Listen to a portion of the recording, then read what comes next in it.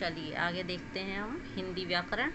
तो हिंदी भाषा के 6 अंग हैं: संज्ञा, सर्वनाम, क्रिया, विशेषण, अव्यय और परसर्ग। तो संज्ञा है, संज्ञा के अंतर्गत आते हैं 5 भेद: व्यक्तिवाचक संज्ञा, जातिवाचक संज्ञा, द्रव्यवाचक संज्ञा, समूहवाचक संज्ञा, भाववाचक संज्ञा। ठीक है।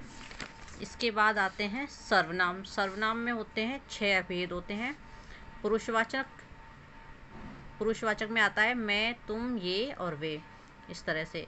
निश्चयवाचक इसमें आता है यह, वह। अनिश्चयवाचक में कोई, कुछ, यानी कि इसमें कोई अपन कुछ भी बोलते हैं ना कि कुछ समय बाद, तो कुछ का कोई निश्चित नहीं होता है, इस तरह से। संबंधवाचक जो या सो। निजवाचक स्वयं, आप, खुद, इसमें इस तरह के शब्द आते हैं। प्रश्नवाचक इसमें क्या, कौन, कब, इस तरह से क्वेश्चन पूछे जाते हैं। फिर है क्रिया। भाषा का तीसरा अंग है क्रिया। तो क्रिया में क्या, क्रिया के जो भेद होते हैं वो क्या हैं? एकर्मक, सकर्मक, द्विकर्मक, प्रेरणार्थक, अपूर्ण क्रिया, सहायक क्रिया। तो एकर्मक में जहाँ कर्म की आवश्यकता न पड़े वहाँ एकर्मक होता है। सकर्मक जहाँ कर्म की आवश्यकता पड़े वहाँ सकर्मक। द्विकर्मक जहाँ 2 कर्म की आवश्यकता पड़े। प्रेरणार्थक जहाँ स्वयं न करके दूसरों से करवाया जाए।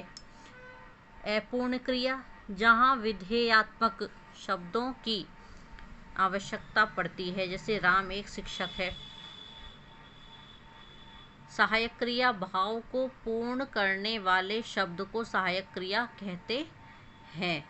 भाव को पूर्ण करने वाले शब्द, जैसे वह सो रही है, तो वह सो रही थी। तो इसमें अपन जैसे रही नहीं लगाए, जैसे वह सो थी, तो यह वाक्य पूर्ण नहीं होगा। इसमें हमने रही लगाया है, तभी यह पूर्ण हुआ, वह सो रही थी, इस तरह से। फिर आता है विशेषण।